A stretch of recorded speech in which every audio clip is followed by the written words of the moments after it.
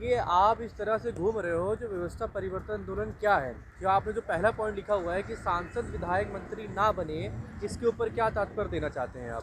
सबसे पहले आपको नमस्ते और आपको धन्यवाद, साधुवाद इसलिए कि आपने मेरे बारे में जिज्ञासापूर्वक प्रश्न पूछा। देखिए मेरा नाम रूपेश चंद्र विश्वकर्मा है और मैं रायबरेली से हूँ और मैंने व्यक्तिगत रूप से व्यवस्था परिवर्तन आंदोलन प्रारंभ किया है और मैं इसको एक जन आंदोलन बनाने के लिए निकला हूँ। और व्यवस्था परिवर्तन आंदोलन ये है कि हिंदुस्तान की सारी समस्याओं की जो जड़ है ये मौजूदा व्यवस्था है। हिंदुस्तान की समस्याओं का कारण कोई व्यक्ति नहीं है, कोई धर्म नहीं है, कोई जाति नहीं है। यदि मौजूदा व्यवस्था में कुछ मौजूदा विसंगतियों को दूर कर दिया जाए तो हिंदुस्तान की सारी समस्याओं का समाधान हो जाएगा।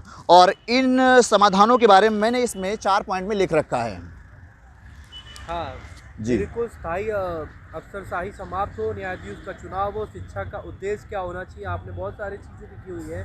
दार्शनिक, इतिहासकार, वैज्ञानिक, अर्थशास्त्री, खिलाड़ी, समाजवादी इत्यादि इतने सारे आपने जो लेके घूम रहे हो कि इससे क्या बताना चाहते हो आप जनता को, मैं भी सुनना चाहता हूँ और मैं भी लोगों को प्रेरित करना चाहता हूँ कि क्या क्या आप ऐसे लोग हैं, तो मैं भी आपसे प्रेरित होकर लोगों को बताना चाहूँगा। जी बिल्कुल। जो पहला पॉइंट ये है कि सांसद और विधायक मंत्री ना बने। देखिए, लोकतंत्र की पहली शर्त होती है कि कानून बनाने की शक्ति, कानून लागू करने की शक्ति और न्याय करने की शक्ति तीनों अलग अलग संस्थाओं में होनी चाहिए और तीनों संस्थाओं का निर्वाचन होना चाहिए। कानून बनाने वाली संस्था जैसे हमारे यहाँ संसद और विधायिका हैं, राज्य विधानमंडल हैं, और लागू करने वाली जो शक्तियाँ हैं जैसे कि हमारे यहाँ सरकार और न्यायपालिका, तीनों अलग अलग होनी चाहिए। लेकिन हमारे यहाँ जो व्यवस्था है उसमें यह है कि जो सांसद विधायक कानून बनाने के लिए चुने जाते हैं वही कानून को लागू करते हैं, यानी विधायिका और कार्यपालिका में पृथक्करण नहीं है। लोकतंत्र की पहली शर्त पर हमारी व्यवस्था खरी नहीं उतरती है, इसलिए ये लोकतंत्र नहीं है। और इसका ये खामियाजा भी है कि आप देखते हैं कि सांसदों और विधायकों के चुनाव में लाखों करोड़ रुपए का खर्च होता है। सही बात है। और आम आदमी जो कि हिंदुस्तान की नीतियों को समझता है और वो हिंदुस्तान की नीतियों को बदलना चाहता है, कानून बनवाने में भागीदारी निभाना चाहता है, वो उस चुनाव में अधिक खर्च होने की वजह से पार्टिसिपेट भी नहीं कर पाता है। तो चुनाव में ऐसे लोग पहुंचते हैं जो गुंडे होते हैं, बाहुबली होते हैं, अपराधी होते हैं, जिनके पास काला पैसा होता है। और यदि सांसदों और विधायकों को कानून बनाने तक सीमित रखा जाए, यानी मंत्री बनकर या विकास कार्य करके जो एक भ्रष्टाचार की काली कमाई करोड़ों अरबों कमाते हैं, वो मार्ग बंद हो जाएगा। तो इसलिए फिर ऐसे लोग जो पैसा कमाने के लिए सांसद विधायक बनते हैं वो नहीं आएंगे और योग्य लोग पहुंचेंगे, अर्थशास्त्री पहुंचेंगे, समाजशास्त्री पहुंचेंगे, शिक्षा शास्त्री पहुंचेंगे। वो हमारे देश की मौजूदा समस्याओं को समझते हुए और अच्छी नीतियां बनाएंगे और वो जवाबदेही भी होंगे जनता के प्रति। तो सांसदों विधायकों को कानून बनाने तक सीमित रखना होगा, मंत्री बनने से और विकास कार्य करने से इनको दूर रखना होगा।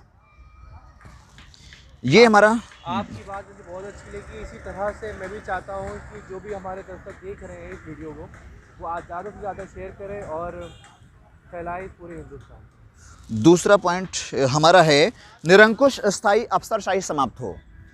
यस, ये जो निरंकुश स्थायी अफसरशाही, इसके बारे में 2 शब्द कहेंगे कि ये निरंकुश स्थायी अफसरशाही हिंदुस्तान में ब्रिटिश शासन की नाजायज़ पैदाइश है। हमारे यहाँ जो काम करने की जिम्मेदारी होती है वो जनप्रतिनिधियों की होती है, लेकिन अधिकार काम करने का इस निरंकुश अफसरशाही के पास होता है। यानी जिसके पास अधिकार है उसके पास जवाबदेही नहीं है। तो जवाबदेही ना होने की वजह से आम जनता की बात नहीं सुनते हैं और आम जनता इन अफसरों से काम कराने के लिए ही अपराधियों और गुंडों को वोट देती है।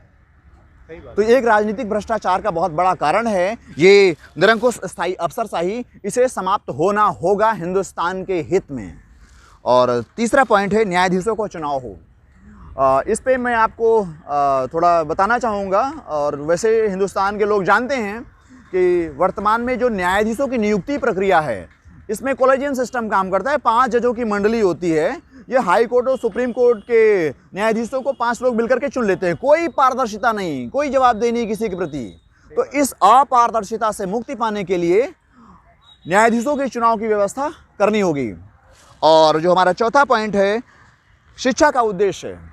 हमारे यहाँ ये बहुत बड़ी विडंबना है, विसंगति है कि शिक्षा का एकमात्र उद्देश्य सरकारी अधिकारी बनना, सरकारी नौकरी प्राप्त करना हो गया है, जबकि शिक्षा का उद्देश्य होता है अर्थशास्त्री बनना, समाजशास्त्री बनना, दार्शनिक बनना, इतिहासकार बनना, कूटनीतिज्ञ, भाषाविद, खोज, तकनीक, आविष्कार पैदा करना होना चाहिए, ना कि औपनिवेशिक सरकारी अधिकारी या बड़ा बाबू बनना।